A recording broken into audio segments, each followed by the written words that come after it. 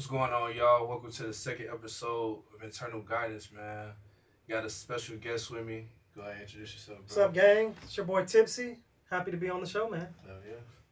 Long time coming, man. Yes, sir.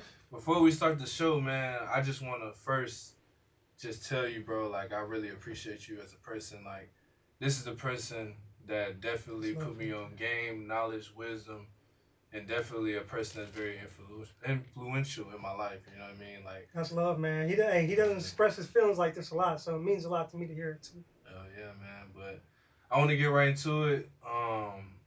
First question I was thinking is just like, how do you personally deal with adversity, bro? That's a tough question. What kind of adversity? Like school, work, stress, mental, physical? Just like mental adversity, like let's say like you know what I'm saying, you down and out financially. You know what I mean? You gotta pay the bills. That's adversity. You gotta get through that. Like, how do you deal with finding that inner peace mentally to keep going forward, you know? I think the biggest thing, at least with adversity, is, for me at least, what helps me get over adversity is have gone through adversity. If that makes sense, you know? I remembered all the troubled times and painful times and hard times I have in my life. So anything that presents itself in the present moment, that, you know, whether it's adversity from not being able to finish a project or stress from work or, like you said, not being able to pay a bill, I remember when times were worse than that.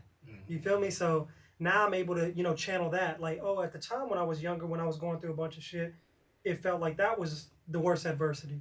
But as I got older and was able to overcome that, now anything that's, you know, not as worse as that, of course, like a death or some crazy shit, then I think I can, you know, tap back into that and then get over what I'm going through, if that makes sense. Yeah, I feel like for me it's kind of like the same thing. Like, as much as I kind of probably think of this situation as being bad, I kind of tap back into something that I've been through that's been a lot worse. You know what I mean? I try to like just be grateful for the moment I'm in right now, is because like, I mean, it could be a lot worse. It could be worse. You know what I mean? Yeah, for sure. And I agree 1,000%, just because most people, whether you come from the hood or not, has gone through something, some type of adversity, whether it's a disease, an illness, an injury, a death, whatever the case may be. So tapping into that allows you to, you know, kind of move forward, you know? So that helps me a little bit. Yeah, I feel like in today's generation, I feel like a lot of people, whenever they go through certain adversities, they kind of fold. You know what I'm saying? They never been through those tough times. They never been through those type of trials and tribulations. So it's just like, whenever they get hit with it, it's kind of like, oh shit, like, you know what I'm saying? They so used to like relying on somebody else. It's like, damn, I got to take care of this by myself and take accountability. You know what I mean? I've seen people fold even in the face of adversity too. Yeah, I mean, it's tough, you know, like, not, and I think that having experience of going through negative things and troubling things make you better mentally, emotionally, spiritually. But sometimes, you know, I've seen plenty of people fold. Like, if you've never been through anything, the moment you do, it's like a fight or flight response, right? How do I address the situation? Do I run from it or do I attack it head on, you know? Right. And I've seen plenty of people fold in the face of adversity or loyalty or, you know, getting locked up, snitching, any kind of crazy stuff. You know what I mean? Like, so.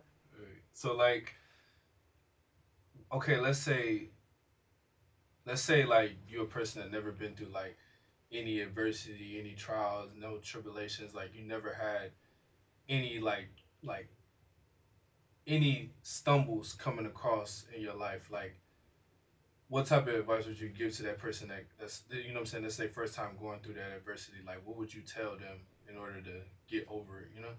Hmm. That's tough, just because most people come from a place of experience. So unless it's you can relate to them, it's kind of hard for them to listen. You know, like if you're dealing with a death, and I have never dealt with a death, it's kind of hard for you to accept advice from me. You know, because you're like, well, I hear you, even if it's logically, but you haven't been through what I've been through, so you can't tell me shit. All right. But if that person was to listen and I could give them advice, it would just be to be aware, like understand that you haven't, you know, went through adversity, or understand you this is the worst thing that you've ever been through. So that way you're aware of that at least, and you can take on the emotions and the thoughts that come with that. You know, like, and this is a loose example, but like a bad grade. You know, if you always got A's and you ain't never got an F, the moment you got an F, you could feel defeated, like, damn, my life's over. I thought it was the best. I had on a roll or whatever the case may be. But Right. the more aware you are of that, you can figure out why you got the F, or what does this adversity mean, or how you let it to happen, or how it can be prevented next time. Yeah. Yeah. I feel like that's very important because like the people that like it goes back to what I was saying. Like if somebody never been through that type of situation, like if they can't relate, it's kind of hard for you to kind of tell them, what to do. You know what I mean? Like some people they just got to figure it out on their own. Some people learn from other people's mistakes, and some people they got to go through it. And kind of like learn to adapt to that type of situation whenever they face those tough times. I feel like I'm a mix of both. It could be a good mindset of learning through your own individual experiences, right? Because that's the best way to learn, because you're actually going through it.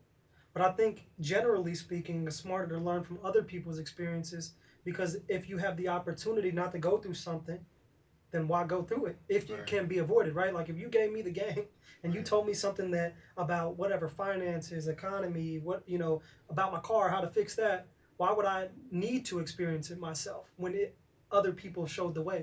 Right. And I never understood that like from people like I feel like I feel like I got ahead like at a young age whenever like trying to avoid certain situations because I learned from other people's mistakes. Like I never like fully understood why people would have to go through certain things in order to learn it. But I can't just sit up here and say like, oh, I ain't never been in that, like. But I We feel all like, have shit. yeah, I feel like for the most part, I try to learn from other people's mistakes, especially if they telling me like, hey, like this happened to me. You know what I'm saying? And deep down, you want to tell yourself like, that shit ain't gonna happen. You know what I'm saying? Yeah, but you're smarter than most, and most smart people will learn from majority of other people's mistakes. But I mean, of course, there are certain things in life you may feel like you have to go through by yourself, or that it is good to go through by yourself. Whether like maybe spirituality, getting right with the Lord, maybe your own personal relationships with your family. Other people don't know that shit. Your dad could be crazy as hell. Your brother could be what I'm saying, weird, whatever the case may be. So you want to at least be able to go through specific experiences that you know are personal to you. Of course, have those experiences to yourself. But if it's general shit that other people try to help you out with, or you could find out through other people's experiences, then that's basically ignorance, right? Like if somebody's telling you how to navigate, investing, but Right. you want to get bit, you want to feel the pain because I learned through my own experiences. Then you Right. fuck off all your money or something like that when it could have been avoided. Oh yeah. So I think personal shit is better to be, I guess, usually better to handle maybe through yourself. But general shit, I think definitely from other people's perspectives. Oh yeah. Well, I'm just going to another You topic, heard?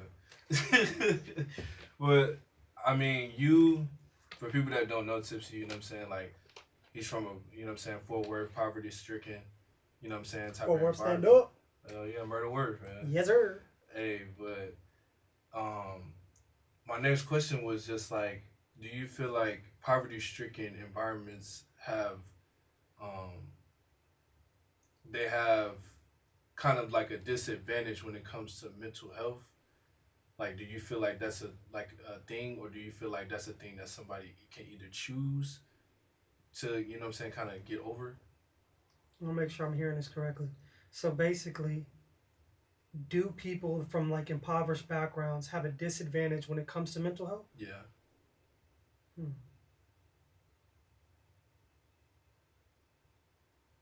Ooh, that's a tough question because on the outside, right, it seems to be that way, right? I Right. mean, shit, we all poor. If you're poor, it seems like you're clearly at a disadvantage. And the things that come behind being poor, lights cut off, being evicted, not being able to get to school, not being able to eat. Now, poor financially turns into emotion, spirituality, negative behavior, all kinds of shit. Right. So I do agree that being poor, coming from an impoverished background, can put you at a disadvantage. I don't think it takes away from your ability to succeed or the hope that's there. Because Right. I mean, there's plenty of examples of people who came from nothing that made themselves out of something. I think back to awareness. It's easy to be in an environment and let it mold you and have an influence on you because most people in those environments they don't choose to be right. Nobody says like, oh, I just want to, I choose to live in a homeless shelter or a trailer park or the projects. Right. You know, it's usually a byproduct of generations or just having low income or having unfortunate circumstances. Like even for my mom, for example, coming from India to America, Indians living in the projects. That's unheard of. You Yeah. know, Yeah. so you really got to learn how to adapt to that type of environment. But yeah, I would say, a long answer short, yes, I do think it puts you at a disadvantage. But I don't think I don't know how to weigh that in terms of all the other advantages. Right. Because what if you came from the projects, which is a disadvantage, but then somebody was born without a limb? Mm, What's a worse or disadvantage? that's true. Or you from the projects but never got locked up, but maybe somebody from the suburbs did get locked up Right. or something. So It's who kind of really at hard the to weigh disadvantage? disadvantages and advantages, but it's easy to talk about it because it usually comes from a personal place. Like, oh, that person this or that. But I think if you really sit down and evaluate it, yes, of course there's an advantage, a disadvantage. Recognize it, and then understand how maybe we can get the fuck out of this disadvantage. Right. Instead of In a looking more at the productive way. Yeah. instead of looking at the problem, let's look at the solution. Yeah, because the problem will easily allow you to have a victim mentality or blame other people, even when it's justified, right? If somebody hits you, the natural response is to hit their ass back. Right. But do you have to do that? Nah. But if you're more aware of that, you don't have to take the responses of that environment, and you could do other shit. Then that's a different. I think that's a game changer, right? Then you can start thinking different and figuring out solutions and stuff like that. Because usually when you're in those environments, you play by those games of the rules. And Mm-hmm. usually the game is beat their ass, kill their ass, depending on the severity of the situation. It's usually harm or physical or intimidation or some shit like that. There's usually no conflicts that are verbally resolved for the most part, right? I mean, there are instances, but you don't get that a lot. Yeah, I feel like a lot of people that grow up in kind of like a impoverished environment, they kind of use that. If they don't make nothing of themselves, they try to use it as a crutch. Like, oh, it's because I'm from this area. This is why I'm not where I want to be.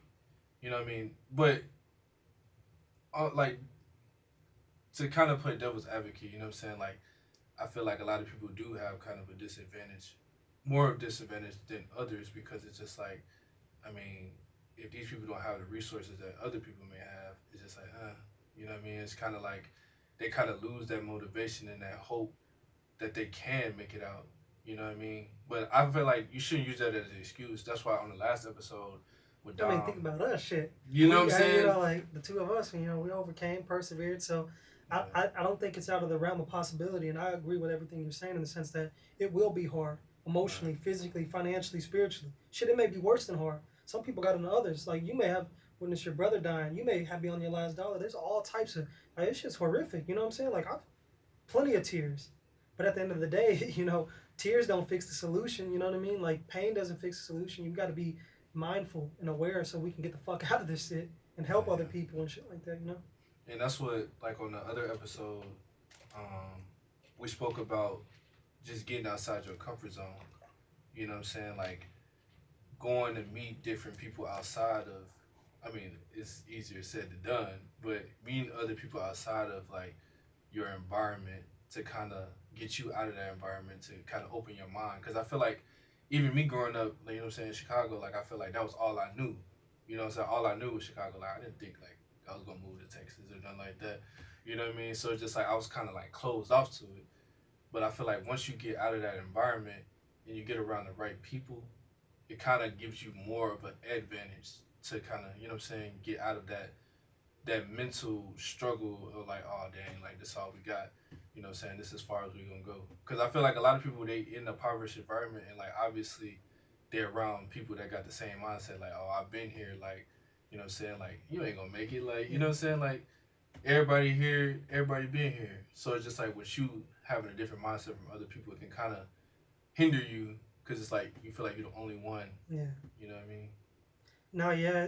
And I think at least you'll get perspective. Like, I remember vividly, I think I had the same,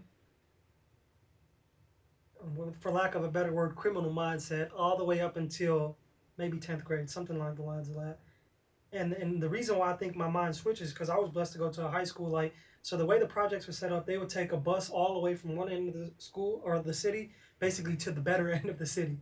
And this happened, and I say gratefully, because after I graduated, they switched everything up, and then the bus went back to the other side of town. Like, they couldn't go to Heights anymore, which was the high school I went to. But I think going to Arlington Heights gave me a better perspective because I met all kind of people: white, black, Chinese, Mexican, rich, poor, white, rich, black, got money, black, got not Right. money. So like I was able to get different perspectives, and then open up a little more, right? Like, of course, we all have our natural biases. Like you said, we're in the same thing. We all gonna have the same mentality, right? It's the Right. hood or nothing. And usually that transcends outside of in during school and stuff as well. But then as I started meeting different people that didn't talk like me or wasn't from the hood or anything like that, I was able to learn a little bit more and get Mm-hmm. perspective. And I think that's what made me open up and be more, I get receptive to being nicer and trying new things and open minded because it's like, damn, this person is completely different, but he's cool as fuck. Right. Or like, damn, he put me on game, or like, I didn't know how to play tennis, and there's this person taught me how to play this cool ass game. So I think that's what like switched my mind, like having those experiences. So I think it's good if you're from anywhere that even not even from the hood, but a similar city or country or anything like that. When I say country, I mean like the country. Right. Like to get out of there because you're always going to get a better perspective, even if it's negative, outside of your own environment. Because there's always opposing, ideologies and perspectives. Right. So you got to be open to that fear. Like, damn, these other people ain't like me. Right. What do they have to say? Because they might be right. Yeah, because I feel like with both of us, you know what I'm saying, I feel like we both kind of got out of our own culture. And I feel like that can kind of help people too, you know what I'm saying, getting outside of their own culture and kind of like understanding other people's. I mean, not saying that everybody in their culture is the same, but it's like I feel like whenever you get out of your culture, you kind of get to understand different people and you get to open your mind to different opportunities. You know what I mean? Like, I feel like a lot of people they say like, oh, black people do the same thing. Like, oh, this is something a black person would do. This is something a white person would do. Yeah. So it's like it kind of like some people I've come across like if they see somebody from another demographic, they kind of like steer away. They're like they're not into They're the not same part of stuff. the clan, the tribe. Yeah, you know what I'm saying? They're not into the same stuff I'm into. So it's just like I don't know if I feel comfortable kind of congregating with them because it's like we're too different. But I feel like even me growing up, and I feel like you too. You know what I'm saying? Like getting outside your culture and kind of like getting to know other people, you kind of be like, damn, like this person is just like me, or if they just like me, but it's just their culture's different. You know what I mean? I think it's like a group mentality, like it's I think most people's primal instinct to be in a pack or a group, right? Right. And if you think different than a pack or the group, you're the outcast, you're the black sheep, you weird, you lame, whatever the case may be. Right. So I think to adapt, most people just submit to their group or culture or their environment because that's the norm. Right. But I've always, even though I was, did have that mindset, at the same time, I always did have in the back of my mind, like, even though I may have not expressed it or shit like that, like, oh, this shit is weird, or like, oh, this is too mean, or, doing some, I don't want to speak too much on camera about some negative shit, but like, like realizing that I was doing bad things while I was doing bad things. Right. So I think you just gotta, perspective is just better. And even if it's hurtful in the moment or somebody says something negative or challenges you, if you really sit and think about it, it may be beneficial to you. So. Another question I had was how do you adapt? Like, I feel like personally getting to know you, I feel like you can adapt in any type of situation, whether it be like getting a new job, meeting a new person. What is your mental process whenever you in a position where you gotta adapt to anything, like even your environment, so to speak? I think just through experience, I'm blessed enough to have met a lot of different people, done a lot of different shit, seen a lot of different stuff, and maybe not the world or like travel and stuff like that, but in terms of action, right? I got to see, like and this I think a little bit different in the sense that to me I'm like registering all this in my mind. Like by action, I mean like I witness what all people do, and I mean methodically. Like okay, did this person do it? Was he short? Did he hurt me? Was it a short person that hurt me? Was it a tall person that hurt me? What did they look like? How was their personality? What was their temperament? Because I never try to take one experience and necessarily bring it to the next, but I use it as a reference point. So that's what makes me adaptable because of all the experience. So, for example, if I got an interview with a person that I'll try to find something that in my past experience that I've either talked to somebody I related to or from what that person's talking to me about that I hear something like, hey man, how you doing? Oh, he has some good energy. I remember people with this type of energy usually respond in a positive way to the same energy. Right. Hey, I'm doing good. How about yourself? Okay, that didn't work. Now I get the, maybe it did work, maybe it didn't. Maybe I assumed. And then I'm calculating again. Okay, I thought it would work, now it didn't. Let me tailor that back a little bit because even though he brought the energy, that's how I'm literally in my head thinking these things as I'm having these new experiences or meeting new people or doing new things. Right. Because of course, anytime you're trying to adapt, it's going to be a little uncomfortable because it's new. Usually, if you're adapting, it's you're adapting to something new or foreign or never been done, at least to you. Right. So to be able to draw from those experiences, whether it's a memory, a person, a feeling, or anything like that, it's just like telling if someone's fake, right? Right. Unless you really see them do some fake shit, you actually don't know.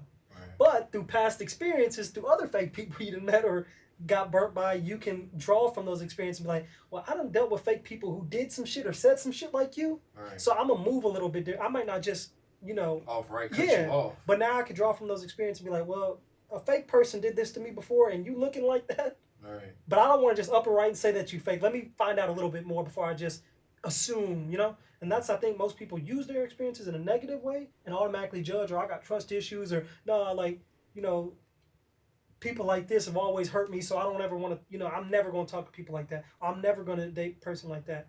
When it could be, if you really think about it, was it just that person, or was it everybody who's 6 foot that hurt you? Because you don't know everybody, Right. So I think, of course, me, I'm going to take it a long direction every time. But, Right. And I think the adaptability comes from experience. Yeah, and I feel like it's the same. Like, I feel like I'm just I try to observe what I'm going through. Even if it's something unfamiliar, I kind of like you said, I get from past experience, like, okay, like going into an interview with a new company a new business company, whatever, that I've never worked for. Okay, how can obviously I'm gonna still be myself, but like, how can I put out the best version of myself and adapt to a new environment that I'm gonna put myself in? You know what I'm saying? Because it's just like, whenever you adapt to something, like you said, it's unfamiliar territory. So it's just like, you don't really know what you're getting yourself into.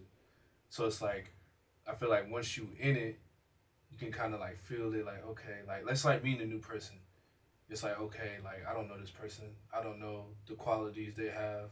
But the more you get to talk to them, it's like, okay, like, hey, this person pretty cool. Like, this person likes to listen to jazz. Okay, Yeah. like, okay, he more of a like chill, laid back person. Like, or she's into like Same shit I am. Yeah, you know what I'm saying? Like, she's into the same stuff I am. Or, you know what I'm saying? I feel like with becoming adaptable to your environment, like to anything in life, I feel like that gets you farther in life, because it's just like nothing can shake you, nothing can break you. I think for some people though, that initial point of trying to adapt to whatever situation or person, um, they're reluctant or hesitant to change because it can come off as fake Right. to themselves, right? Like if you're a hardcore ass dude or you a gangster, some shit like that, and you're open to being nice to a person that is not like that, Right. you could come off as looking fake or something like that. But that's all pride and ego, right? Because it's all from your own biases and your own experiences. Yeah, you could be a straight stone cold killer Right. towards people who have wronged you or something like that, but doesn't mean you have to keep that same energy to people who are genuine or come at you with positivity or good energy or anything like that, right? So I think most people are hesitant to adapt or change and things like that because it feels fake, because it's not who they are. So they don't ever want to, like, oh man, I just like, country. That's all I'll ever like. Well, now that's a bias, right? You're just telling yourself without listening to rock or EDM or rap or, what I'm saying, all kinds of other genres, that because you only like what you like, you're refusing blindly to not like anything else. Right. So I think you can easily get caught up in your own self-consciousness and insecurities if you don't check yourself. Because shit, I've been a victim of that shit, like early on, like I'm trying to adapt to certain shit, like, damn, am I fake? Like, Right. is it okay to like new shit? Like, I used to not like shit. Now I like some shit, like, and it can come off as, like, you do got to ask yourself those type of questions, because most people run away from that because they think they're being fake, or, oh, you're changing or some shit like that. But Right. fuck all that. As long as it's in a better direction or a better version of yourself, why not? And I just had like a random example just pop up in my head. Like, I remember when he first got out of jail, and like he Before was the big. clone? Yeah, like, okay, so he was big, right? So like, before he went in, he was big, right? And he got out, and like he was all like working out and stuff like that. And then like he trying to change his mindset and kind of like how he was, and people were trying to call him like a clone and stuff like Yeah. that. And I feel like in that aspect, he had to adapt to a new lifestyle, a new like, you know what I'm saying? Perception. Yeah, you know Yeah. what I'm saying? New perspective, new perception. You know what I'm saying? So like, he had to accept the criticism of people that knew who he was before. They were kind of having a hard time accepting who he is now. Ooh. And he That's a didn't. bar right there. You know what I'm saying? That's a bar right there, man. You gotta say that again for the people out there. Yeah, real shit though. That was. It's like, man, it's like That was hard. he had to accept. I mean, they had to accept who he used to be, and they had to. They had a hard time accepting who he is now, and still having that old perception of who he used to be. You know what I mean? And I feel like a lot of people, including myself, we kind of battle that kind of outside criticism, like you trying to make a change. You know what I'm saying? Like even doing this, like even doing the podcast. You know what I mean? I had like I think it all starts in your head too, because like people may not even be talking about you. Yeah. You know what I mean? But you might have this inner chatter like, oh, like this person might think I'm different, or am I being, like you said, like am I being fake? Like, but it's not that. Like you just found that change within yourself, and you know what I'm saying? You're just trying to better yourself, and it's just like if other people can't see that, or if other people can't like accept that, like I mean that's not your problem. You know what I mean? Yeah. Like, And just to go off on a tangent, that should be pissing me the fuck off.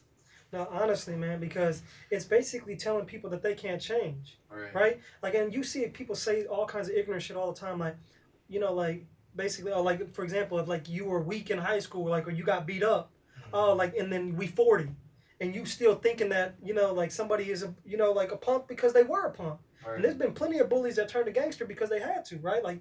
Only some if you play that dumb mentality a lot, you could back yourself in the corner thinking that this dude was he was a punk in high school. Now we 40, he probably still be a punk. And let me try something. Yeah. And then that's the quickest way for something negative to happen. Because one, you're not allowing another person to change, and you're assuming that over 20 years nobody grew. Right. I'm supposed to be the same a punk or whatever the case may be, or maybe I was dumb. And now you think because we were in middle school, I always got the answers wrong, that I'm stupid. Right. So when you meet me at 30, you think that, oh man, that's just dumb, whatever. And I think that's what kind of helped, like it kind of stops people from wanting to change, because they like because all that perception of other people and stuff. Yeah, So like, I know this is going to like a different topic, but like, how do you deal with like anxiety, like mental anxiety? You know what I'm saying, or like. How would you define anxiety? I would like, what would you say, like, based on like how experience? You feel? Yeah, like how you're saying it to me. What are you envisioning? What is anxiety to you? I feel like anxiety is just being like very anxious, very like you're looking towards the future instead of like being present with right now. Like for example, let's say like you got a big performance. Like let's say you got a basketball game, right? You're getting ready. The basketball game is starting like an hour. You know what I'm saying? You already in your mind kind of like picturing like, oh, this is how it's going to go. You're like, man, I'm going to have a bad game. Like, you know what I'm saying? Like, so-and-so's supposed to be there looking at me. So it's like you already thinking ahead instead of thinking about right now about the routine of how to prepare for the game. You know what I'm saying? Working on your daily routine, not your daily routine, but like your ritual for the game. You thinking already like, oh, yeah, we about to lose. Like, so it's just like whenever you go out there, you got all these jittery, you know what I'm saying? You feeling, I mean, you're going to feel it regardless. But like you having all these like these nervous kind of feelings and sensations going into your mind, and even like your inner chatter, and you're not focused on what you got to do right now in order to prepare to have a better outcome. You know what I mean? I will say I do like that definition of anxiety is basically being in the future rather than being present. Right. And the reason why I like that, because it's an easier question to answer based on that definition, is, for me at least, how I get over that type of anxiety is being prepared, right? Because like, for example, like let's say you do have a game coming up or a job interview or something like that, then you're already going to have nerves. I don't think nerves is necessarily anxiety, because that's just a byproduct of performance, right? Like Right. even like MJ said, shit, before he's been hooping forever, but he still gets nervous before getting on that big stage of the finals or whatever the case may be. So it's okay to have nerves because it's all different types of energy, right? You're just like sweating, you may be feeling some shit, maybe you're hyped up, maybe you felt like you lost the last final, so you come in here like, damn, am I gonna lose it? Who knows? Right. But a lot of it, I think, back to what my point is preparation, right? If you do have that interview coming up and you're prepared for the interview, there's no need to be anxious, right? We're here, we got it, we got all. Maybe you were anxious because you're not prepared, and maybe you're anxious because you feel like you're unqualified or all these other things. So I think the best thing to overcome I overcome that is being present and being prepared. Because if you're in the present, you don't have to think about the outcome, right? Most people are like, damn, man, like they forward thinking too much without having anything of the present dictating that, right? You thinking about the negative outcomes and negative circumstances and stuff. That's what forward thinking usually happens when you're an anxious person, right? Right. So I think to combat that, it's nice for me at least to be prepared and present. Like, all right, Tipsy, what's going on, man? Like, all right, what am I anxious about? Like, oh, I got a big meeting tomorrow. Well, what about the meeting is making me anxious? Like, what am I tripping about? Well, it's because I got to present. Okay, well, so, break down each thing. Okay, well, what about presentation gets you nervous? Oh, well, because I don't feel like I know what I'm talking about. We can address that in the present, right? Because if you don't address that in the present, in the future, you think anxiety is going to be worse in the future? Now you're going to look dumb as hell up there not knowing what you're talking about. But we can handle some of that in the present. Like, okay, I know what I'm anxious about. Let me dive into it so we can try to correct that. So in the future, I'm a little bit better. But most people, anxiety, they don't want to dive into what's making them anxious because it feels too uncomfortable, right? Like you got emotions, you got your head, you're second guessing yourself, you ain't shit, you're worried, relax, let all that shit go. Feel that if it's necessary, but it's better to address it rather than just let it present itself in the future. Because if things usually that present itself in the future that you don't address in the present, they don't get addressed in the future either. So what's going to happen in the future? Oh, I'm anxious. Now it's going to be the next anxious event or the next anxious milestone or the next anxious interview or the next. It's never addressed. So you're prolonging your anxiousness, and that's what usually happens, So. That's dope that you said being prepared, because I feel like without being prepared, you know what I'm saying, you already, like you said, you already having those negative thoughts in your head. But like if you prepare for something, I feel like you would feel more confident. You know what I'm saying? Because you're like, oh, well, like putting in gym reps, studying, writing shit, writing bars before you go into the studio, whatever you need to do to at your craft, whether it's interviews. And like most people, they say that they're not good at interviews. Right. Well, why would you just submit defeat and just think that you're not good at something when you never tried to get better at that one thing or multiple things that you're not good at? Yeah, that's a good point. Because like, it's like what you saying, you're not good at something, like you already lost. Yeah, you defeated yourself. But see, the good thing about having a mindset of, being present and prepared is that you can recognize those flaws and weaknesses and then try to get better. Even if it might not be tomorrow, next year, 2 months, 2 years, whatever the case may be. But if you're making incremental improvements, it'll start compounding, right? Just like your negatives compound, your positives compound. So even though you may think I'm only spending 15 minutes a day to get better at interviews, well, you have 15 minutes a day times 7 days a week, times months, times years. It's going to get better gradually. Exactly. And then that's better than putting 0 hours a day, 0 hours a week, 0 hours a month, and that's going to compound negatively, Right. It all boils down, too, to procrastination. You know what I mean? Like, I feel like a lot of people, they get anxious because they wait to the last minute to get things accomplished, or they try to cram all this stuff in when they had all this time to do it. You know what I'm saying? Like, let's say, like a test, you know what I'm saying? Like, I always use this example, but as a test, like, you're going to be anxious of the test, especially if your ass ain't study. You know what I mean? Like, and like a lot of people, you know what I'm saying? And I'm guilty too. Be ready so you don't have to get ready. And I ain't gonna lie, I'm guilty too, you know what I mean? Like, sometimes on the last day, like before the test, you'll try to cram everything in. You know what I'm saying? Like, oh, well, at least I looked over it. And then when the test comes, then you failed. And then you wonder, like, dang, like, how I feel? Like, I looked over it, like, right before the test, you would think. But it's just like, you wasn't prepared. You know what I'm saying? You weren't focused on what you can do right now to better your future. You know what I'm saying? I feel like even with life, even you know what I'm saying, with life challenges and stuff like that, I feel like a lot of people they don't focus on what they can do now in order to get to their future. You know what I mean? Like they already thinking about the future where they ain't even focused on what they can do now to even get there. So Yeah. it's just like you'll never They get they there. automatically take in the outcome. They calculate an outcome based on nothing happening. So they Right. already assume they failed, or already assume that they got the good grade, or whatever the case may be. Mm-hmm. Yeah, man, it's tough, like, and not to say that it's perfect or anything like that. I mean, I still struggle with all types of shit, Right. and the idea is just to get slowly better.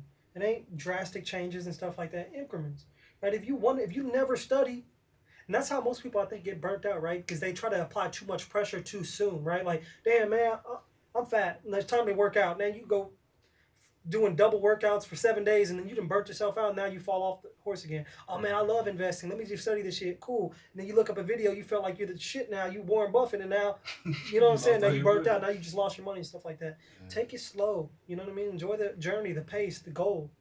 Take it slow. It's okay to cheat. It's okay to do other shit.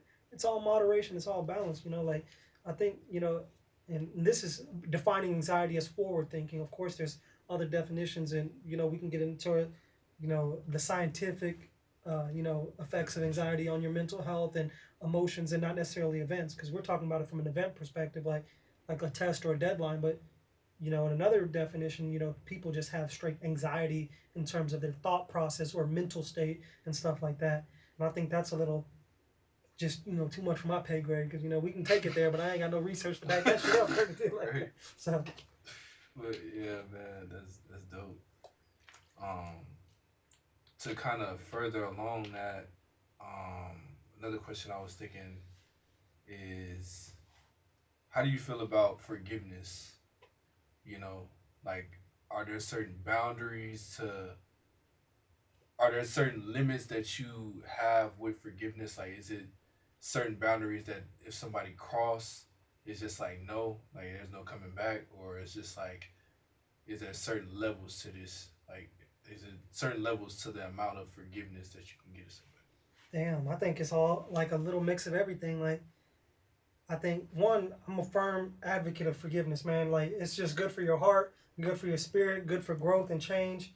Forgiving people is just maturity. Um, but with that being said, I could also forgive somebody but not forget something, right? Mm, And what I mean by that is, like, for example, like, I'm a big proponent of loyalty. That's one of my biggest principles. If you owe me, I can forgive you, but I might not ever fuck with you right. ever, off the principle. Now then, when I and why I say it's a mix of both, because there's levels to this shit. Like, you could do some whole shit like, hey bro, can you give me a ride? Nah, bro, like I'm tired.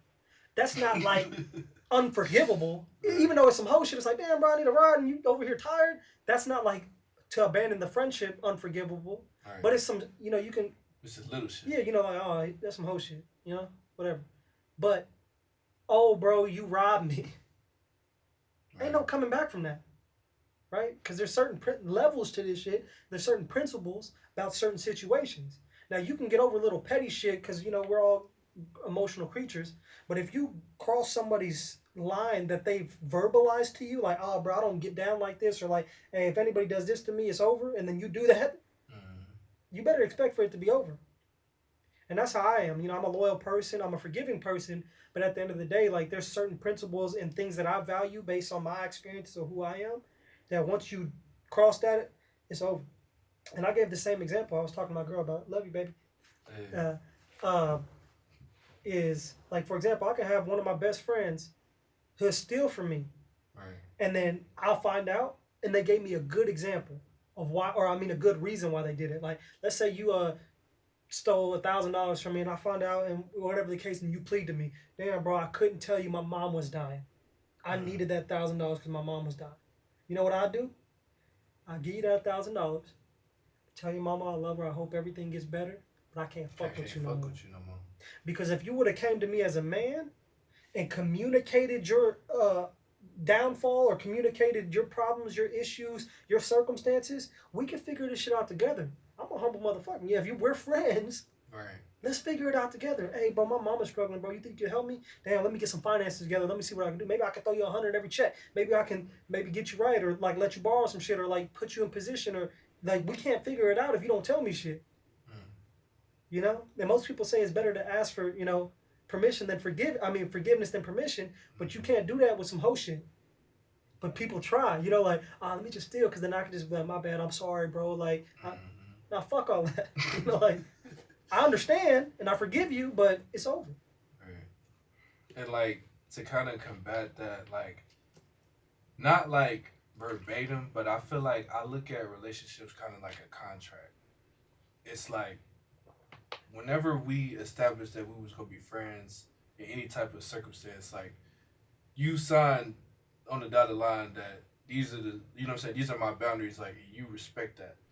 You know what I mean? So it's just like if you do anything to cross those boundaries, it's like breaking the contract. It's like, well, there's obviously consequences that goes along with that.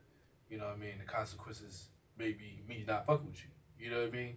And I feel like for forgiveness, um, obviously there's level to forgiveness. I feel like if somebody don't do nothing like to the extent like it's morally Yeah, kind of like your like own principles, your own values. yeah, like I Because feel there's all a like lot of petty shit I let go, like yeah, even ego shit. Somebody bumped you, like, I can forgive you, bro. It's all a mistake. I ain't got right, to resort to violence. I ain't got to go back to my ego and, my own past and just hit you because you touched me or stepped on my shoe. right, Now, do I like that you stepped on my shoe? nope, No. But if it came from a place that where it was an accident or something like that and there's no harm, like, yeah, I don't like the outcome of it, but I can forgive you. What's going to do me hitting you? And then why would I want you to come? What if you got it worse than me? You accidentally stepped on my shoe and I'm rich. mm, I'm supposed to make you come out of pocket just because you made an accident. So I think there's good to be a kind person. I think you should strive to be not a hoe or like a weak individual, but a kind, having strength but showing kindness. right, It's like that. What's that quote? It's better to be a warrior in a garden than a gardener in a war. mm. Because in a war, a gardener can't do shit. You don't know what the fuck you're doing. But whether a warrior's in a garden or not, he got them hands. Like if he had to. But he'd rather choose peace and be right, in his garden chilling. But if anybody come in his garden fucking with some shit, then he could resort to violence. right. And I think that's yeah, I ain't gonna lie. Like I feel like I kind of I kind of have a trouble dealing with that personally. You know what I mean? Kind of like being peaceful and not letting my, you know what I'm saying, emotions get the best of me sometimes. You know what I mean? Like, hey man, I ain't perfect. You know what I mean? Yeah. But like, sometimes I'll be trying to be the peacemaker, but it's just like if somebody try to come and disrupt my peace, it is kind of hard. You Yeah, know what I because you're the mean? one feeling it. Yeah, Because it's easy to break somebody up, like, hey, bro, you don't need, because you see it from a clear perspective, like, hey, you don't right. need to be fighting, bro. Like, we cool, like, that was an accident. But if you're the one experiencing it, there's too much, emotion clouds Cloudiness. judgment and logic. So if you don't check yourself or you don't practice at home, like, see, most people's weakness is when they get into those environments, they act on impulse or emotion, right? They're on go, like, oh shit, this happened, boom, reaction. Right. But usually any type of reaction is emotional, right? Like, most people don't prepare prior to that. I'll be trying, I ain't perfect too, but Right. at home, I try to be mindful. I meditate. I go into thought processes. I'll try to relive situations. What could I have done better? Let me assess things so that way, if this situation happens again, I know what I to know do. at least I felt that, and I know I can do something to combat that. Right. But if you don't ever have an experience with that, you can go your whole life just fighting and not Just knowing why. lashing out. Yeah. And then that actually takes away power from yourself because you're just reactive. Anybody can get you to do some shit if they Mm-hmm. push that reaction or that button. And it's nice when you poor or young or, because you ain't got shit. Right. But what if you start getting shit? You got a family? You gonna throw away your life because you got a family? What about you a millionaire? What if you started a nonprofit? What if you the government? What if the president? You supposed to, we all got feelings and shit too. Like you don't Right. see all the other people. Like why should you be able to be rewarded by reacting? Everybody would like to hit some shit. You see all these shows, fantasies, movies, killing superheroes, all kind of shit. Duh, we know violence feels good, Right. right? Because it's the natural response, but it's more a sign of maturity and strength to not necessarily react. Now, don't get me wrong. Like after through maybe you might try to communicate and try to solve the issue, and the other party's not reciprocating. There's been plenty of times I got into situations where the other person I was in a situation with was just too ignorant To to be understand. logical, right? Mm-hmm. Like, hey, bro, like, what's going on here? Nah, fuck all that. then how can you talk to a person like that? So sometimes you have to resort to violence. And you want to be prepared to be able to resort to violence, because like I said, like the Gardner thing, you want to be able to, like, if it's wartime, you at least have the confidence, the awareness, the experience to be like, hey, look, man, I'm trying to talk to you. Either one or two things. Like, and ideally, at this point in my life, I'd like to be the guy that could walk away from shit, but I'm not perfect either.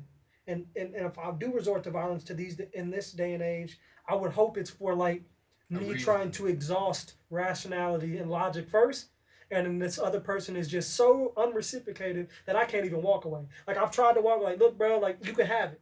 Let me just get out this motherfucking bar. Right. But you won't allow me to, or you're like, nah, hell no. Then I might, then I'll probably go back to my instinctive mode, and I don't want to do all that. It gets crazy. I want to ask you, how do you feel about that Chris Rock and Will Smith shit? Like, in your defense, in your opinion, let's say you were in the position of, I want to play devil's advocate, and I want your opinion on both sides. Like, okay, let's say you were in Chris Rock's position. What would you have done? Would you have done the same thing, or would you want to do something different? And if you was in Will's situation, would you have done the same thing, or would you have done something? I feel like it's a tough question just because I never like to talk about situations or people or things that I don't know. Right. So, and I feel like in those situations, most people judge the act, right? If you were like how you mentioned, like, you were Chris Rock, what were you done? If you were Will Smith, what were you done? But I was having this conversation with Troy too. Shout out to the homie Troy. Hey, shout out Troy, man. And we were talking about it, and there's a lot of nuances to situations. Right. What happened behind the scenes? Does Chris Rock and Will Smith have a relationship? Do they have beef prior to that incident? Right. What's him and Jada's situation like? What's Jill? What's Will and Jada's relationship, right? What was the intent behind the situation? Like, what if Chris Rock was the wrong person? Right. Like, we don't know a lot of the back. We just know the act, right? Like, oh, this dude got in a shootout. What happened? Would you have shot that person? But what if that guy was a long-term op? Or what if he's, did something to his daughter? Like, all kinds of crazy shit. That's why I don't even judge the baby. Like, I feel like I can't answer that question properly because I don't know enough. But based on the just situation itself, from what I seen, it looks like a lot of emotion, clearly. And if I were Chris Rock, and this is just me not knowing anything of either background or situation, if a random dude while I was doing an Oscar speech came up to me and slapped me, this is me just thinking, maybe, and this is why it's kind of hard to say what I would do, is because you got to understand this, when you're on a stage like that, performing, so to speak, right? When you're the host, you're performing because you're entertaining an audience, you're bringing on the next person, you have lines, you have script, you have people in your ear, this shit's a $1 million industry right here. They don't just bring somebody up here just to freestyle, you know? So I feel like he probably got, this is me assuming, taken away a little bit. Like, is this like, did they play the Academy playing this shit? Like, hold on, this is how I would be thinking. Like, well, I don't know why the fuck Marshawn's walking up here. I know I'm supposed to be up here. I don't, like, what's up? That's a part of the act. Yeah, but and I was talking to Troy about it. I was like, man, initially I was thinking like, I probably, wouldn't let somebody get that close to me, right? Like, if you were walking up here and I know you ain't supposed to be up here, and I know I'm not, I'm supposed to be up here, I'll kind of be just backing up, like, hold on, man, like, what's up, Marshawn? Like, what you doing up here? Like, well, what's going on? But I think the thing about it is, at least from Chris's perspective, is maybe he was just trying to improv it or didn't want to ruin the performance or the show, which is great. Like, that was very mature, and he killed it, right? Like, to be able to get slapped, go into a joke, and continue the performance, that's some admirable shit. Right. And the reason why I say there's a lot of emotion driven behind it is because, like, look at Will. He's like, keep my wife's name at your fucking, bro, you at the Oscars, bro. Come on, bro. Like, you gonna do all that at the Oscars? I'm sure Will done been through all kind of crazy shit. But you want to do that at the Oscars? See what I mean? Like, and it's weird. Like, I don't want to get into, like, the whole, we can joke about it for sure and shit like that, but we don't know a lot of the shit, So even, like, Jada wasn't even, like, she was looking at him some type of way and laughing at the joke and then wasn't laughing at the joke, But if anything, I feel like I have a bigger problem with the Oscars. There should be they should have hemmed Will Smith's ass up. If I'm the motherfucker that you hired to come and be the host of the Oscars and somebody puts their hands on me and there's no security around this bitch, I have my safety at, in hand, like, I'm more mad at the Oscars for not de-escalating the situation and they handled the situation accordingly after the fact, for sure. Because you do need to be disciplined. I don't give a damn if somebody said your wife was whatever. This is a public place. Now you can be entitled to feeling whatever way that you felt and may be justified in terms of hitting somebody. But consequences still have to happen over any action you're justified. Like most people think it's right to kill somebody if they did something horrible to you or something. Right. But there's still actions for these consequences. We all can't play God and pretend that even if it's okay to kill somebody, that there's not a moral level to that shit. And whether you believe in God or not, like. Right. So.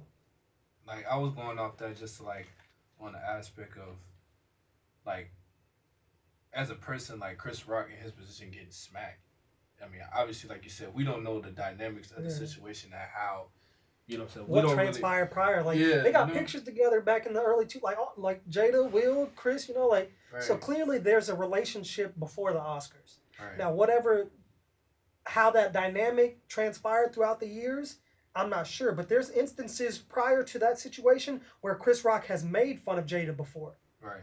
So there's tension there already. So I don't want to just say that it's all Will's fault in that sense. And again, this is me not knowing shit, but based on me trying to piece some shit together, that's how, like, so I don't want to say one person's wrong or right. You should never hit anybody, but that don't mean that Chris is just off the hook type shit. Right.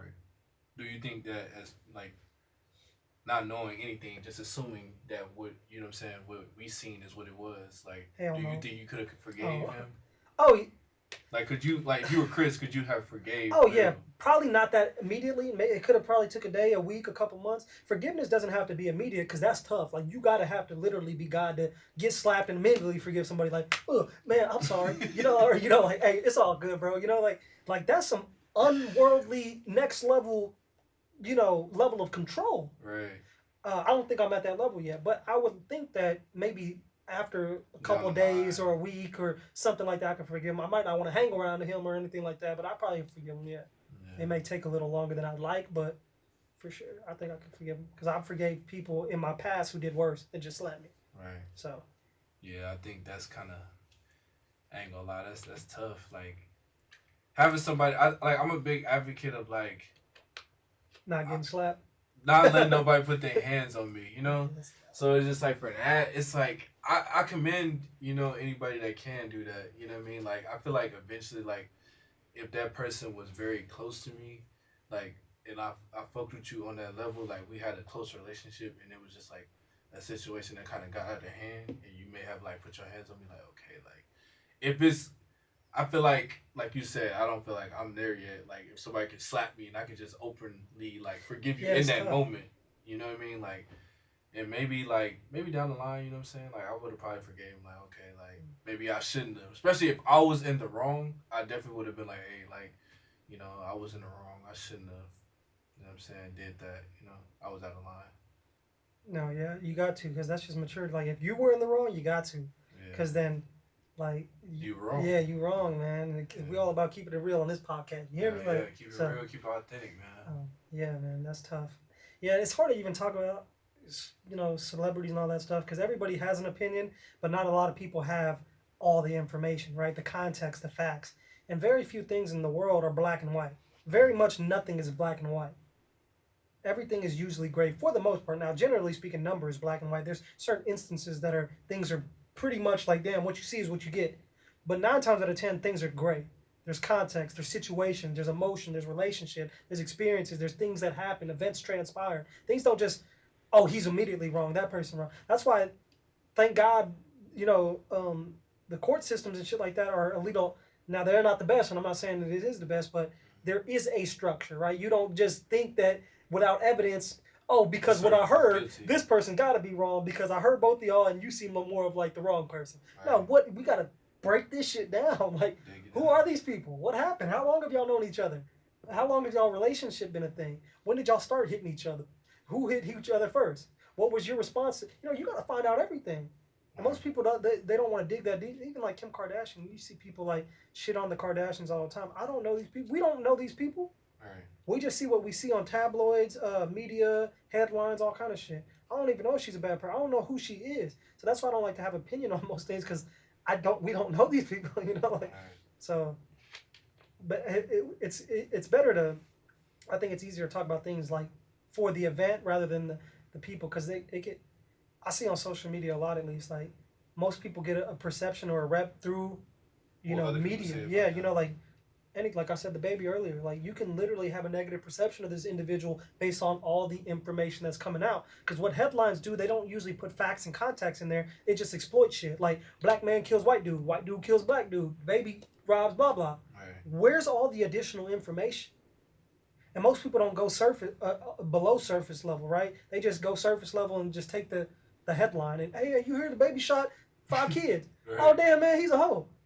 Like and that's it. Instead of being like, hold on, what happened? What happened? It wasn't actually him. It was somebody in his entourage. And then we find out that it wasn't even somebody in his entourage. It was somebody trying to kill some kids. He saved the bus, but he was the one driving the bus because he had to protect the kid. Like you gotta figure shit out. Like nothing's usually black and white. So that's why it's just like, it's hard to have an opinion on those things. But Another thing I wanted to discuss was, do you feel like trauma is something that can be diminished, or you feel like that's something that's just going, like, I wanna actually answer this. I want to ask this question the way that I wrote it, because like I feel like it's very important. Okay, do you feel like trauma can be diminished, or is it something that follows a person through life?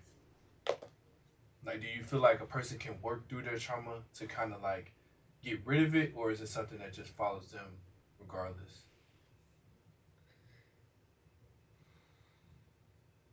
I think it's a very personal thing based on, everybody's situation, circumstance is different. There's a Right. lot of, psychological, emotional, spiritual factors that come with trauma, depending on the degree of trauma, right? Trauma can mean anything from as little as, you know, not having your last meal all the way to being raped, some severe shit. Right. Based on my personal experience, I will say that I believe that you can take steps to heal your trauma. You can do things to get better. You can address the issue. You can overcome your trauma. But I personally, based on my own experience, think that it doesn't ever leave. It's a part of your darkness. We all have a dark and a light part of us. Consciousness, right? We all hear second voices in our head. We all know other things about some things we've all gone through and that we'll never tell anybody about. Not that we have to. And you don't have to tell everything to everybody about your trauma. You don't even need it. And therapy is an amazing tool and stuff like that. But if you can do it within, you don't necessarily need that outlet. Like you can go through some trauma yourself, but most people don't like to, right? They don't self-diagnose their own trauma, sit there, reflect, become aware. Like what happened? How do I feel? Why am I so angry? Let me feel angry. Then how can I address this? They just, oh man, I'm trauma. The last person like this hurt me, or I'm gonna stay away from this, or it leads to all types of negative behavior because they suppress the trauma, and then it just develops to negative behavior or psychological traits or personality types, right? Like if something happened to you when you're little, it can easily turn you into a different type of person. Right. But the reason why I say, it stays with you for life because it's always a part of you. Every experience you have is a part of you, whether it's negative or positive. Same thing like you internally, right? There's morality, there's consciousness. There's always an opposing side to you. Polarity. Yeah. Polarity. So I think it's learn to live with that and make peace with that. But most people don't, so it's tough, right? They fall victim to the trauma, which is understandable, right? Most people will wholeheartedly feel for you and you understand. But will that make you necessarily better? I don't know. Depending on the trauma, like I can't speak for everybody, just my personal experiences. I like to try to address things as much as I can and live with it. Right. Because you don't get to decide, you can't not live with it. It's gonna be with you. So you either address it, get help, heal, therapy, talk to somebody, meditate, find spirituality, pray, whatever the hell you got to do. Because it ain't leaving, right. In my personal belief. It's funny that you said, I like what you said when you said you have to self-analyze it yourself. Because I feel like a lot of people, when they're going through trauma, they try to blame it on somebody else. You know what I mean? Like, granted, you know what I'm saying, some people may have gone through traumas that have been, like, induced by another individual. Induced by somebody else. But it's just like, I feel like, even though as gruesome as those traumas may be, it's still your responsibility to kind of self-analyze that and kind of diagnose that. You might get in trouble, man. You can't. That's tough because I know. I agree. I know for sure. Because at the end of the day, whether negative or positive things happen to you, like you mentioned, are you going to let it defeat you or not? Right. And the reason why I can say stuff like that in confidence, because I've seen very strong women, very strong men who Right. have went through trauma and negative shit. Shout out to my mama, that are a Sure. better version of themselves, or are still kinder, or didn't get defeated. So I know it's possible. And shit for my damn self. Shit. Right. You know, I got some trauma and shit. So Hell yeah. And I feel like with you being able to self analyze it and stuff like that, it kind of helps it. Like you said, it's going to be with you regardless. So it's just like if you self analyze that and kind of dig deep and you see the root of it, I feel like it'll kind of make it a lot better. You know yeah, what I'm man. saying? You gotta make peace with that demon, like Jordan Peterson said. Or if y'all ever watch Naruto, man, shout out to my anime fans. He had the Nine Tails demon inside. This motherfucker had a demon inside of him. Mm. And he throughout the show he's talking to the demon, you know, like, and they weren't cool at first, right? Because most people, your own demons, your own trauma, you're not cool with it, because it's like, man, fuck that version of you, or like, man, fuck this, you know, or Right. whatever you're feeling like. And throughout the show you see the relationship progressively get better, and they fused, so to speak, right? Like the demon, finds peace with the demon, and it is a part of him. Now he doesn't always have to resort to demon, like, it's just like, you know, it's like understanding when to resort to that, or even violence, or understanding when you should tap back into that trauma or negative, you know, Right. because like you mentioned, like it's gonna be there. And it's what we see, generally speaking, based on other people who've been through trauma, is that it overcoming it usually is the better option. Right. Submitting to trauma is, even though it's justified, is usually only going to hurt yourself or detrimental, right? Like if you committed suicide for some traumatic shit, most people would understand, Right. and they'll be like, they'll sympathize with you. But what happened? You hurt yourself and you hurt your family, even though it's justified.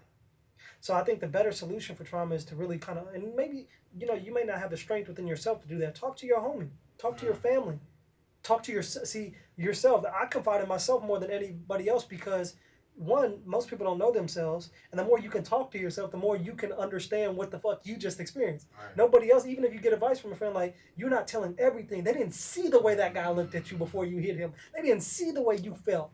You know, like, Right. so it's better to talk to yourself, so you know you can call yourself out if you're keeping it real. Right. But see, most people can't talk to themselves because they'll lie to them. If you don't have that strength, you'll lie to yourself just like you'll lie to anybody else. Like, oh, it was her fault, you know, and you Right. talk to Instead yourself, of addressing what you did wrong. yeah, or what, you know, what could have happened, or, you know, or how can I handle this, or yeah, this is negative, Right. but I still want to be positive. It's like when you were talking about disadvantages earlier. You can recognize all those disadvantages, and a lot of those disadvantages turn into trauma. But is it going to make you a millionaire submitting to your trauma? No. Is it going to make you a millionaire overcoming it? Probably not either. Who knows? But I want to be a millionaire, and I've been through trauma. So I know the better way to approach that is to overcome it, or deal with it, or get better from it. At least from the shit that I've been through, you know? I like that approach. That's dope. Yeah, because I feel like a lot, you know, even myself, you know what I mean? Like, I feel like we play victim. We kind of want to blame it on somebody else, like, oh, like, I'm having a bad day because this person did something to me. When it was more of just a choice, like, you could have got over it, but you just letting that kind of linger in your mind. Yeah, all that emotions, pride, ego, walking away, damn, you know, your own thoughts, your own consciousness. Yeah, man, it fucks with you, man. That's why you got to practice that shit outside of those experiences. Like, how can you even think you have the strength to walk away from somebody when you don't even try to think about walking away from somebody prior to that? Right. It's not easy.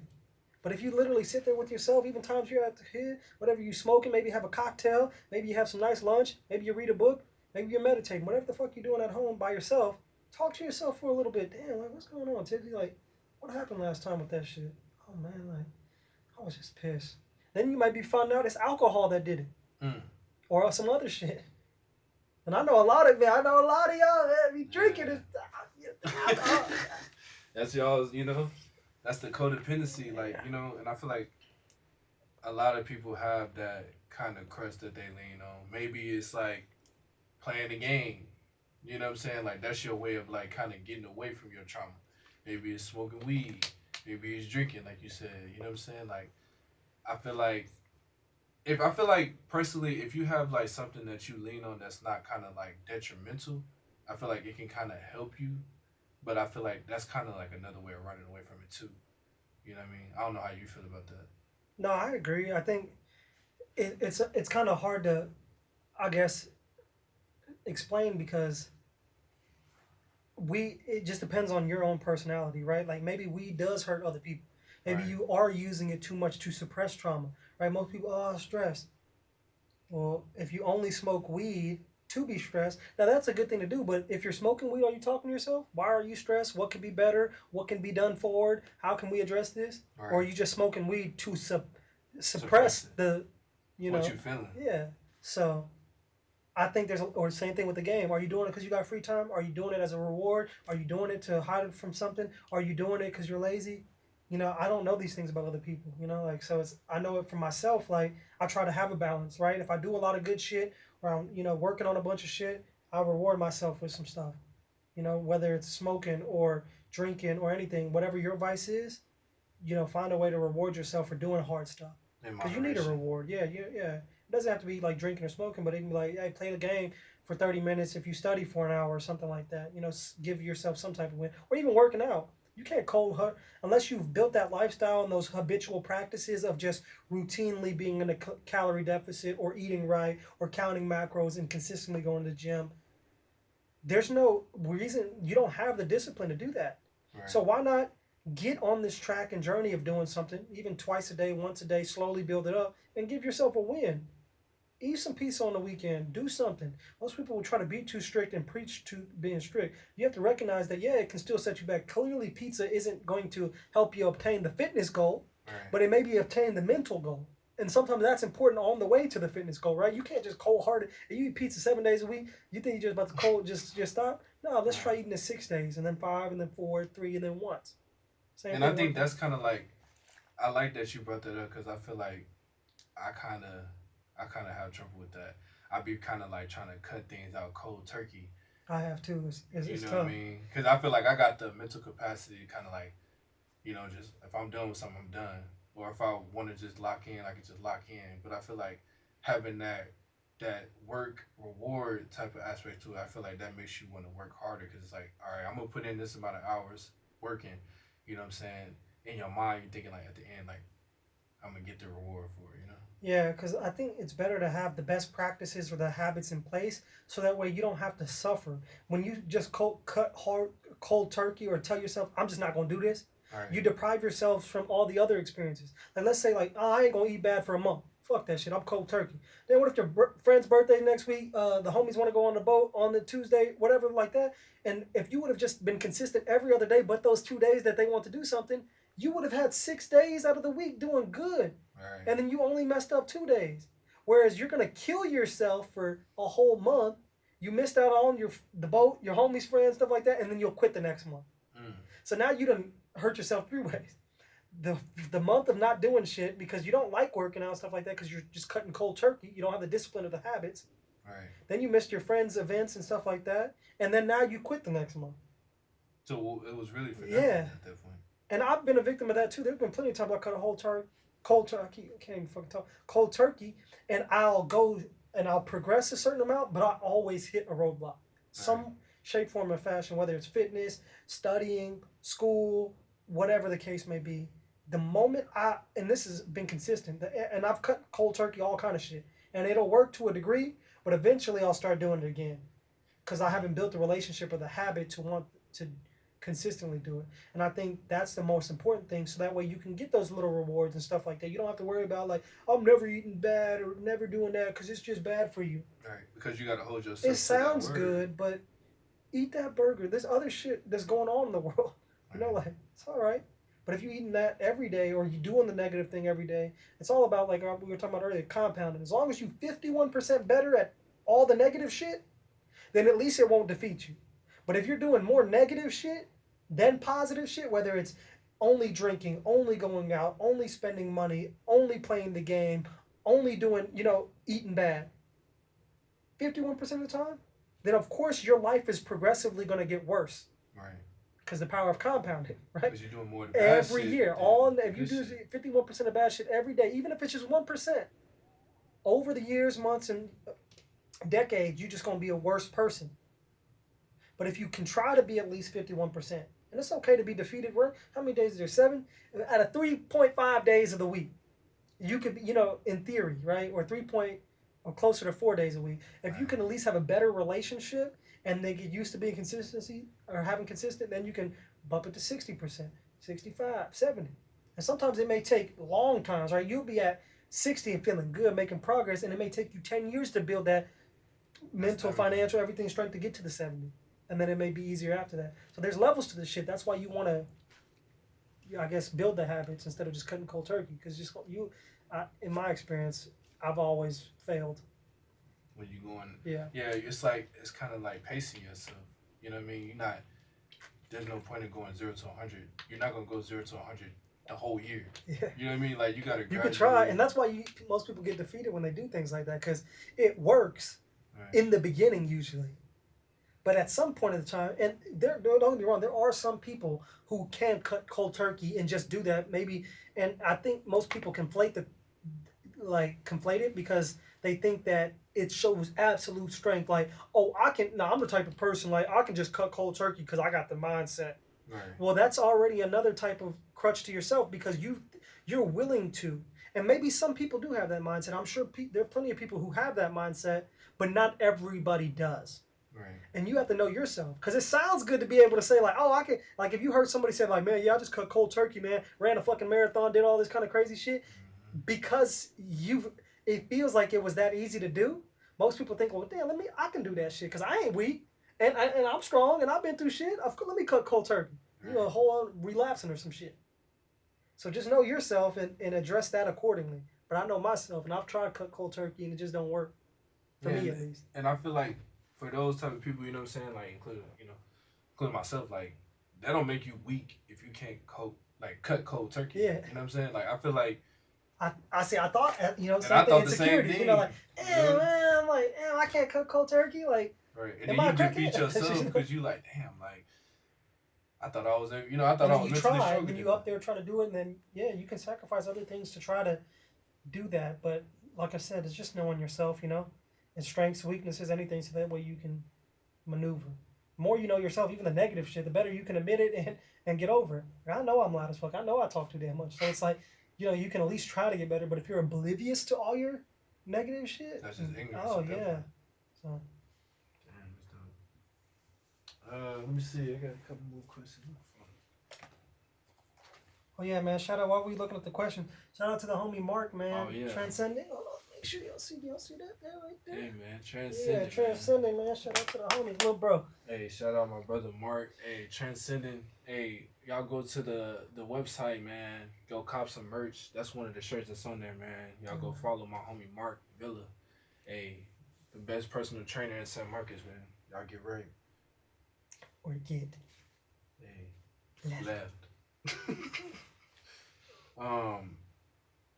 So another question I have is, what energizes you and makes you feel more motivated?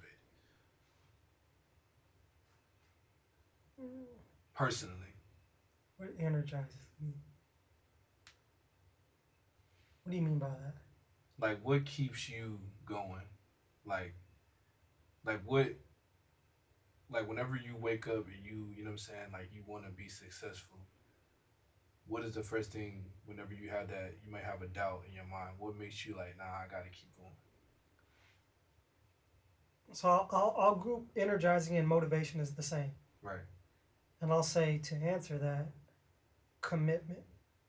And the reason why I said that is, for the longest I've tried to and I think motivation is a great tool. I think it's a good temporary or short-term thing, right? Because motivation it'll disappear eventually. Right. And then what happens after that? But nothing. You gotta find something. And the only time where something happens after that is if you're committed. Because if you're committed, no matter if you're motivated or not, you're going to have to do the shit. If you're committed to the gym, damn, I'm sick. Damn, I don't feel like it. Damn, I'm tired. It's still going to get done. Right. But when you're motivated, things usually get done. But what happens when there's no motivation? Now you just gotta. You probably ain't gonna do it. You gotta dig it from somewhere else. Yeah, and that's why I say commitment for me is because I've tried, man. I'm talking about podcasts, videos, inspirational videos, motivational videos, speeches, lectures, debates, all kinds of shit in hopes to find that stimulus and, like you said, energize. And it works, and I like doing it, and I think it's a good short-term strategy. It's a tactic, so to speak, You know how they say tactics are the smaller short-term things, Mm. but the strategy is the overarching thing. So tactics are in the strategy, commitment is the strategy, motivation is the tactic. You know what I'm saying? Damn. So like you can continuously be motivating through times where you're tired or hungry, or don't have the discipline and stuff like that for those short-term tactics to overcome that. But the idea of the whole term strategy is the commitment to that, right? The commitment to the end goal. I want to lose 100 pounds. I want to be a millionaire. I want to get right with God. Whatever the case may be, that's the strategy. And the motivation is a tactic to me. So it's short term, but it's in between that. So we need to figure out commitment. What's the strategy here? How can we be committed to what we say we want? And I think that's how I try to approach it. I like how you structured that because it's just like you said, motivation is kind of something like it's like you depending on that to kind of keep you to keep going. And it's temporary. Yeah, and it's just like if you committed, you don't gotta have that motivation. You don't have nothing to depend on. You know what I'm saying? You just, You already for whatever reason, it's just you got a goal. It could be trauma. It could be your family. It could be self motivation. Whatever. It could be the Lord. It could be your will to want a better life for your kids. It could be because you from there and you never want to feel that ever again. It could be anything to make you committed to the situation. Motivation's great. It's just a tool though, like right, just like any tool. What type of tool you gonna use when this one don't work? You know what I mean? And motivation's a great tool, but it doesn't work all the time, you know? That's So dope. you might have to find something else. That's dope. This is why I come to this man for wisdom, man. Yeah, man. He gonna give you right information, get you right wisdom, man. He gonna get you right every time, bro. Cause like, Yeah, I'm here to learn myself, man. I'm not perfect, and I'm not, I'm becoming the better version of myself, which is a lifelong journey, you know? So appreciate you, fam. Sure, man. It's just like with motivation, it's, you know, like you said, it's temporary, you know, like, and I think that if you're not committed, you don't really want what you want. Yeah, you don't. Because a lot of things sound good, right? It's interest. Most people are interested in a bunch of shit. Oh, yeah, I like it.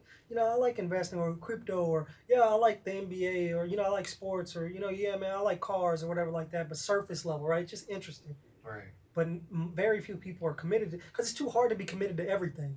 It's literally fucking impossible. Committed to school, committed to your relationship, committed to your job, committed to learning a new craft, or committed to following your passion. Like, damn, like, fuck, this tough, like. Right. So you got to be able to be like mindful and aware of what you want and be committed to, right? Because most people just, we navigate through life through other people, our own experiences and shit like that. So most people, we literally go off other people's experience. Like if you told me like, damn bro, I just made $100,000 off Bitcoin, boom, my mind, boom, Bitcoin, yeah man, I like Bitcoin too. What's Bitcoin? Like talk to me about that. And then I might for a month look into that shit, trade, lose some money, and then leave it alone.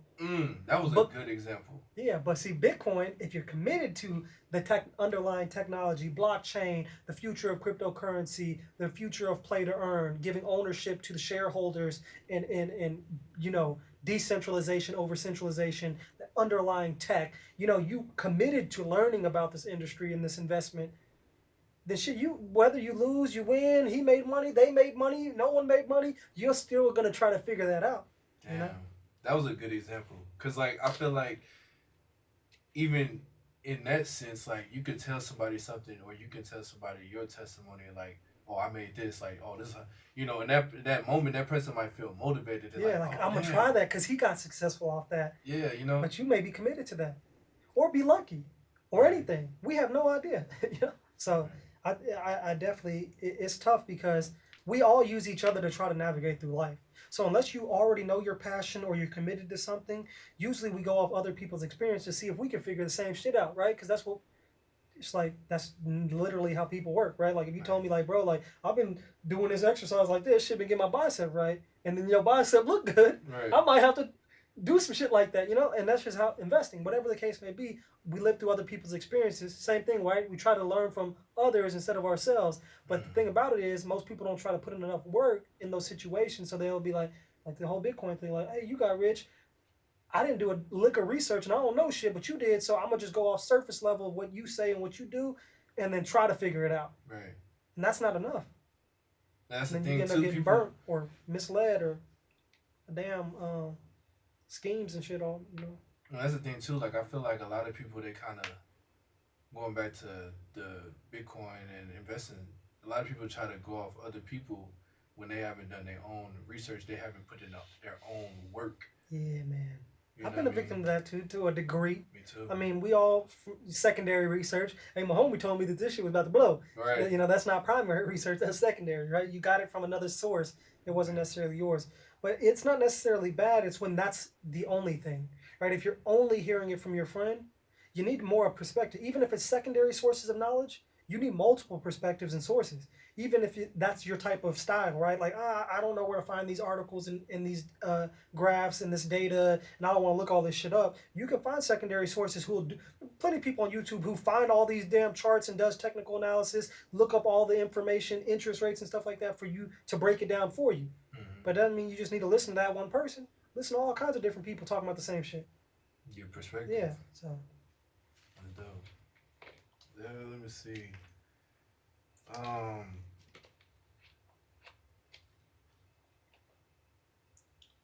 let's see.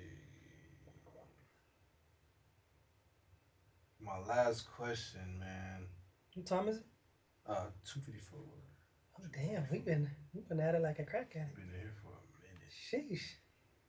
Hope y'all appreciate this, man. You know, we've been Hey, boys been working hard, man. We're getting stuff situated and getting the podcast in a more video format, so it's a little more digestible and give y'all a little more entertainment, you know, through visuals here. So definitely want to, you know, applaud you and commend you for just being diligent and creating or continuously trying to expand the podcast, whether it's through the blog, through social media, through visual outlets like this. So super proud of y'all, or so super proud of you and y'all be on the lookout.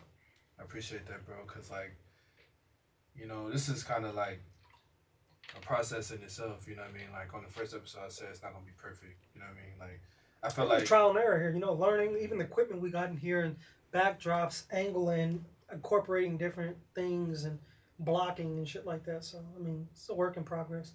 yeah, you know what I'm saying? Like, I feel like I pride myself on, like, just being authentic, you know what I mean? Because I feel like at first I was trying to go to YouTube route. You know, I feel like it's not really, like, authentic enough. I feel like the podcast is, like, authentic. You know what I'm saying? We're going to make errors, you know what I mean? Like, what about doing a podcast on YouTube? Is that authentic? A podcast on YouTube? I mean, yeah. And it just depends on kind of, like, I feel like it depends on that type of person, like, that type of person's, like, setup. You know what I'm saying? Yeah. Are they using, like, live footage from the podcast and just taking that, making clips and stuff? Yeah, you know what I'm saying? Like, are they using that and actually putting it on YouTube, or are they staging it up like, oh yeah, this is it, shooting it and recording it live on YouTube? Yeah, you know what I'm saying? And, like, and I feel like this is kind of the more realistic thing, you know what I'm saying? Instead of just, like, getting some shit staged and just, you know, Yeah. like, people want to know the real shit, you know what I mean? Like, obviously, like, I try to preach a lot, like, I'm not perfect, you know what I mean? Like, I'm still learning. None of us are, man. Yeah, you know? Even through the goods and bad, man, all the positive stuff, even like through our conversation today, just a caveat, we're not perfect. We go through all kind of shit. This is just perspective and just trying to provide y'all with some type of entertainment and good content, right? I mean, we touched on the Chris Rock and Will Smith stuff, and there's gonna be some stuff like that, I'm sure, in the future. But for the most part, some substance, some good stuff to reflect on, some things that hopefully we can impact you guys or give y'all things to think about or reflect on as well too. Because entertainment's nice, but if y'all don't feel like Marshawn's resonating with y'all or understanding the things that you guys are going through or helping y'all, I think if I can speak for him, that's what you're passionate about more so than just the entertainment itself, right? What am I putting out to where we can help people, right? So. And I wanted to make it more of just like a togetherness instead of like me trying to just preach to people like, oh, you should do that. Like, I'm perfect, which, you know what I'm saying? Like I said, I'm not, you know what I'm saying? So it's just like,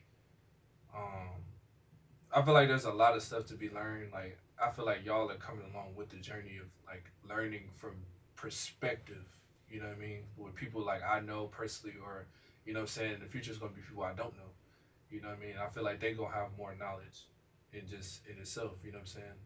So I feel like it's a dope platform. This is only going to get better from here, you know? But I just got one last question, man. Let's see what you got for me. How do you stop from overthinking or letting your overthinking kind of overtake you mentally?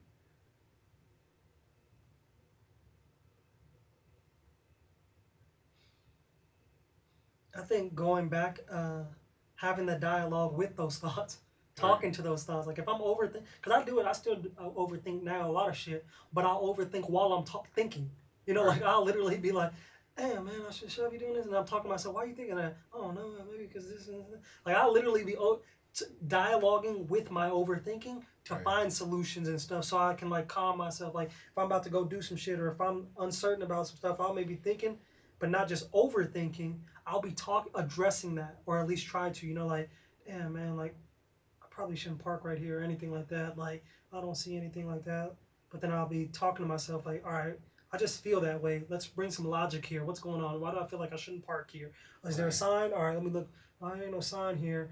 Oh, this is the place that I got told last time. Okay, then I probably shouldn't. You know, like figure out. You know, I'll try to dialogue with myself while I'm overthinking. right, So I figure out like, what am I? Come on, what's really going on here? Like, what am I thinking about? And why am I overthinking this situation or this moment or this thing? So I right, can figure out the root of it.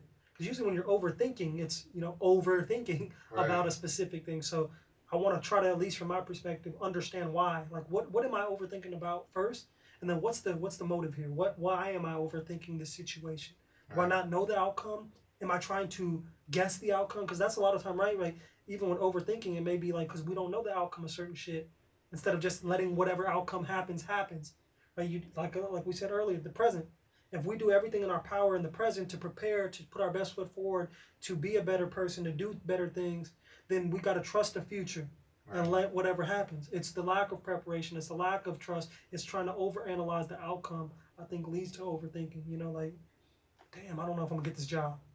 right, Oh, fuck, I don't know. Well, did you do your best at the interview? Did you prepare? Did you look at the company information? Did you make a good impression? And even if you did, you still have to accept that you might not have the outcome or the result you're looking for. Sometimes you may be overthinking. You put all the work into something and still not get it, mm, and you still, you got to be okay with that. And it may not be immediately like getting slapped and being okay with it, but you may be like, damn, man, I worked so hard for that job. You know, it's okay to feel things, especially like in the moment. Like, give it 5 minutes, beats, punch on some shit, yell, scream, eat something, like play the game. You can do. It's okay to do those. Resort to things for a temporary solution. But if right, it drags on past the point of just digesting it, like you always want to feel pain, sadness, anger, feel the emotion, but after you feel it, there's no need to do all the continuously extra linger there. shit. Yeah. So I think overthinking is when people over analyze the result that they want from an outcome. Did I get the best grade? Did I get the job? Am I gonna do this? Am I, what's gonna happen? My future? Overthink whatever. Instead of again coming back to the present, what can I do in my present time to dictate the result I want from that overthink or what I'm overthinking? Mm, And if I do everything that I can prepare for, how do I accept understanding that I may not get the outcome I want? That way, if I am overthinking in the future about something, I can remember, like, hey, look, man, you can only do your best to prepare for something. Whether the outcome you like or not, you have no control over that. right, In the future, at least. In the present, you do, right? You can control how hard you study, how hard you grind, how hard you whatever. But it's still in the hands of somebody else after that, right? Like, you could do everything for a job and still not get a job. So you got to be okay with that. mm. I feel like to combat overthinking, I try to like substitute overthinking to for critical thinking. You know what I'm saying? I kind of substitute that word to kind of make it more of like a positive type of aspect instead of thinking of it as like overthinking. Because I feel like Yeah, regardless, I feel like we all gonna think thoughts in our mind. Like we're yeah. human. You know what I mean? Like we can't stop thinking. I like that critical thinking because it's a better way to summarize, like, even just what I was saying, like that dialogue, right? Like, turning that overthinking to just critical thinking, right? Like, okay, we're gonna overthink regardless because Right. these thoughts are gonna go through our head, but let's make it a little more impactful or powerful, or talk about it to ourselves, or you know, in our minds, so to speak. So I like that. Turn Yeah. that into critical thinking. Because I feel like, I mean, another way I feel like I kind of stop overthinking, well, not stop overthinking, but like kind of quiet the mind is just to meditate just meditate with my thoughts. You know what I'm saying? Like I said, you can't stop them. You're gonna have them regardless. You know what I'm saying? But I try to meditate and kind of just like breathe in, breathe out, and just kind of let the thoughts happen. You know what I mean? Like you can't control. You know what I'm saying? Like the thoughts coming in, they're gonna come in regardless. But it's just about how you kind of let the thoughts kind of overtake you. Like, are you gonna let them overtake you, or are you gonna kind of like let them be thoughts? Because like they aren't really real. They're just thoughts that go in your mind. It's just they're only real after you take action. Yeah, it's either you gonna choose that thought to kind of like be true or not be true. Like that. So being mindful and aware.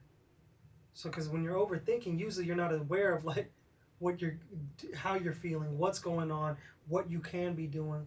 And I love that you said meditation, because I think that's a perfect tool, because that's what better way to be aware and more present and mindful than to be in your own space and to breathing and limiting your senses, whether it's closing your eyes or monitoring your breathing, whatever the case may be. Because sometimes even with meditating, the thing about it is what I try to explain to people a lot is like initially, and I still do the same thing sometimes too, is like most people say they can't meditate because when they sit down, they can't stop thinking. Right. I mean, you're going to think regardless. That same thing as practice, though. You just got to sit your ass down. You have to train your body like a damn dog. Sit the fuck down. Because your natural impulse is going to be like, oh, get up, or oh, I can't stop thinking. Sit the hell down. Think.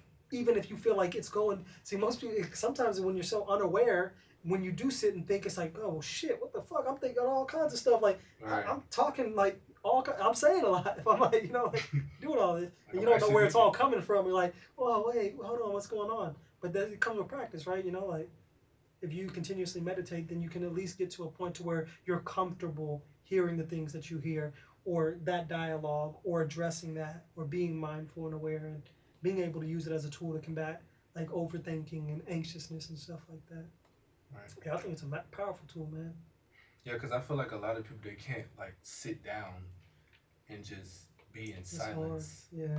You know what I mean? Or even be by themselves for a long period of time. You know what I mean? Because I feel like if you can't take the time to kind of just sit with yourself, you kind of have trouble kind of understanding who you are. You know what I mean? Well, most people don't know who they are. I mean, it's because very few people talk to themselves. Right. So, and whether that's through prayer, meditation, through literally physically talking to yourself, whatever the case may be, very few people do something like that. That's why it's usually you go through decades of not knowing who you are, because like you said, we all change. You meet different people, you go through different trauma, different experiences, and if you're literally not aware or mindful of that, then 20 years later, you're full of experiences, trauma, all kinds of shit that you never ever addressed. And you don't know why you're rational, or you're acting irrational, or why you get mad at this, or I just don't like that, or anything like that, because you don't know yourself. And there's decades worth of that. That's why I try to at least like every so often be a little more aware, mindful, practice being alone, practice meditating, being in isolation with thoughts and stuff like that. I think it's helpful. It's dope. Well, man, we're going to go ahead and wrap up this episode, man. Hey, man, it was nice, you know what I'm saying, you coming out here, you know what I'm saying, showing the podcast some love, man. Like, yeah, man, always, man. Y'all are family.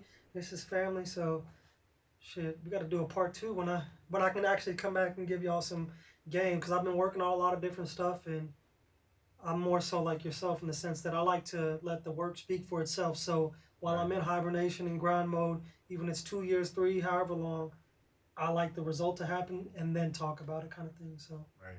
Y'all gonna see a lot of him, man. Y'all gonna see a lot of bro, because he got some shit, man.